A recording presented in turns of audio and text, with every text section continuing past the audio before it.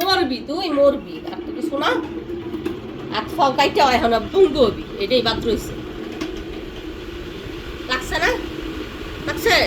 লাগছে নাকি তাই একটু বাদ রয়েছে তোমার কম্ব এখন বাদ রয়েছে বজ্জাতের বাচ্চা মাঝখানে ফেলে দিয়ে থাকে এটাই গেছে এদিকে আসো তো